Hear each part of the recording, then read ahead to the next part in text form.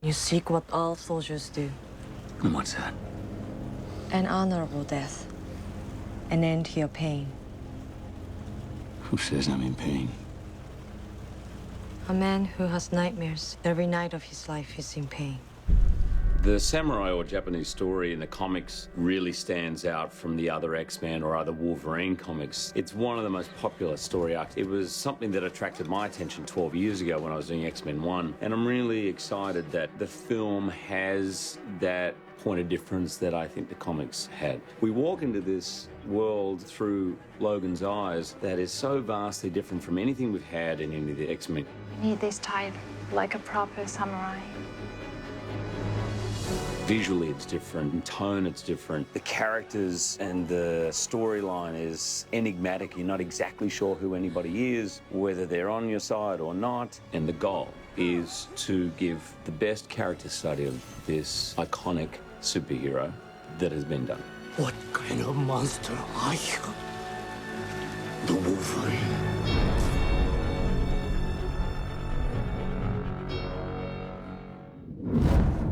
That Wolverine is a story based on a story that is so compelling and rich, and we have talked about this as being one that we had to find a way to tell. The source material for the Wolverine was a comic by the same name by Chris Claremont and Frank Miller. When I say by both of them, Chris Claremont wrote the story, Frank Miller did the art, and it was very much the inspiration for this film. Frank and I were driving back from San Diego Comic-Con. I was giving him a lift up to Los Angeles, and we were stuck in a huge traffic jam. I was pitching him Wolverine. Frank actually had no desire to do Wolverine because in his mind, Wolverine was just this thug. Guy with claws, ran around slashing people up.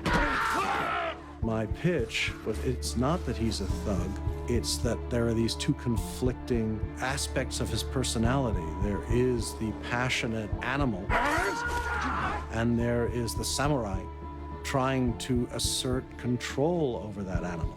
We went back and forth, and the more we talked, the more he evolved. We took him from a cliche beginning and began layering on these textures and these elements of character that made him more and more three-dimensional and hopefully interesting. The Black Clan has protected the House of Yashida for 700 years. Is that all the men you brought? I always liked the Japan story. I thought that Chris Claremont and Frank Miller did an amazing job writing and telling it. It's one of the more interesting stories. It shows a whole new side of the character you really haven't seen before. Certainly helped cement that story as one of the pivotal moments in Wolverine's life. It was the first time the character started to branch out on his own, where there was simply a Wolverine story without the ancillary X-Men all around him. Ready, 3, 2, 1, action!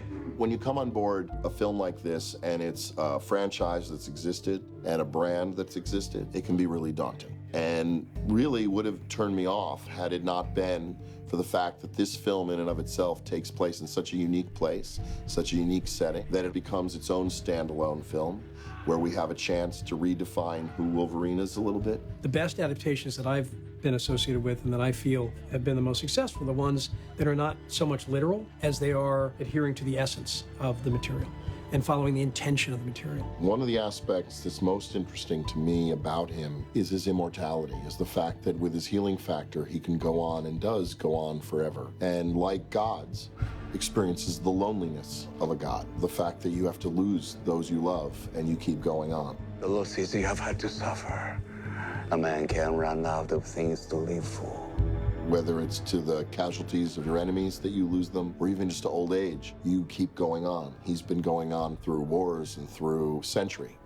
So the opportunity of finding a character at this point of their weariness, it reminded me of a piece of literature I love, Isaac Asimov's The Bicentennial Man, which is about a robot, essentially, that lives forever, but suffers from the same issue. What happens when you fall in love and you live beyond this person, not just by 10 years, not by 20 years, but for eternity? This isn't gonna end well.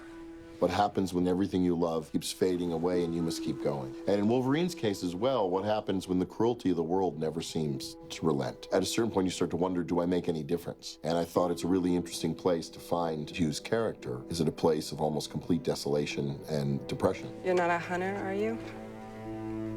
Not anymore.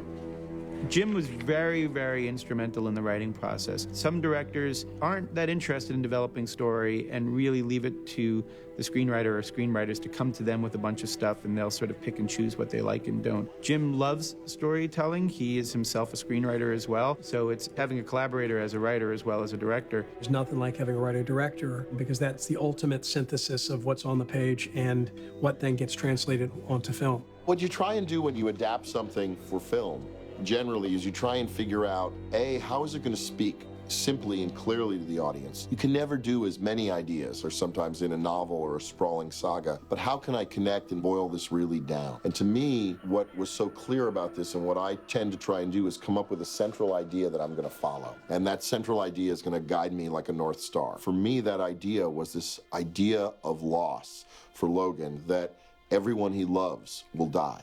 Like in Outlaw Josie Wales or another kind of great Western vengeance story, he sets off on this journey, and part of it is about reclaiming something he's lost in himself. Part of it is about finding a love that he's lost. The obstacles he comes up against, he's kind of an unstoppable force. In Japan, samurai films and Westerns have a great deal in common. Josie Wales is an example. That movie opens with his wife and family getting killed, and he's suddenly a Ronin, completely alone.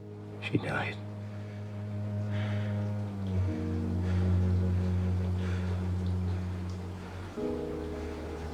I killed her.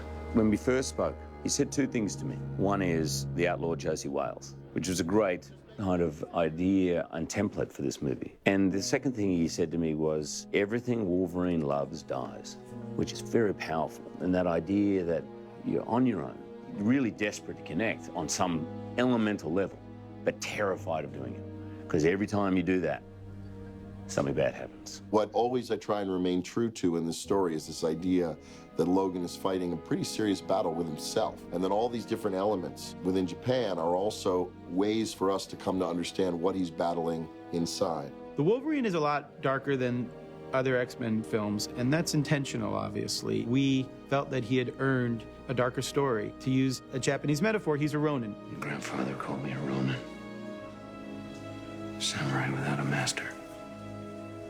He said I was destined to live forever. He had no reason to live.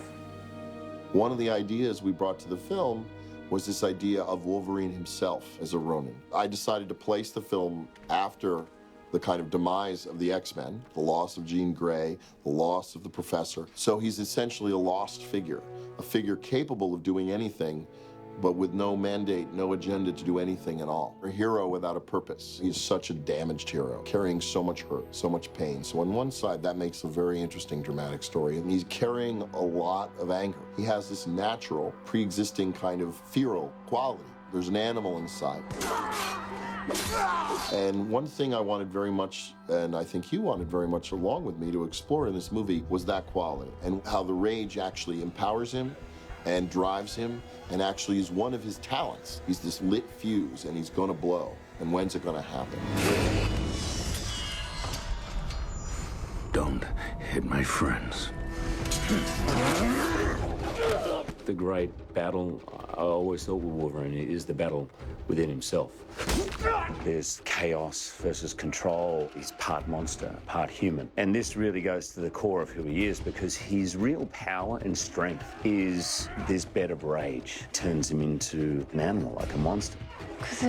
We know him to be vengeful, we know him to be a berserker, but we don't always get as tangible understanding as to why. And I think part of what makes this different and what Jim brings in that craft is a willingness to get specific about that and to dramatize it. I have to tip my hat almost completely to the writers. Adaptation is a real challenge, and particularly when you're working in different media. The comic book has its aesthetics and has its rules and its syntax, and those are not the same things as what you look to expect and find in a film. This Wolverine film, I think, takes a comic book character and fleshes it out into real life, a little bit more accessible in terms of what people can see in a comic book character, rather than viewing it like a lot of action films. It is a reinvention from the X-Men franchise in that Logan is experiencing basically his mortality, and that movie takes on a different vibe, a vibe of like a Die Hard or a Bourne, and he's stuck in this world and he's trying to survive, and it's sort of this ticking clock. But it's cool to see our character stripped of everything. It's bold. There isn't another comic series like it in the sense that it takes what is essentially a very American hero and drops him into an extremely international setting. There's a sense that you're in the world and not just watching a kind of American story, and that the unique aspects of Japanese culture are really interesting, the way they interface with superhero ideas, kind of our own honor code of superheroes versus the honor code of the samurai. There's a lot of parallels, there's a lot of synergies, and there's some ways that they're very different. I didn't like it. As me, the author, watching this happen, I'm giggling like an idiot because regardless of the words they're speaking, the essence of the characters is on that screen. Cut. Great. It doesn't matter that Hugh is 6'3" and Logan isn't.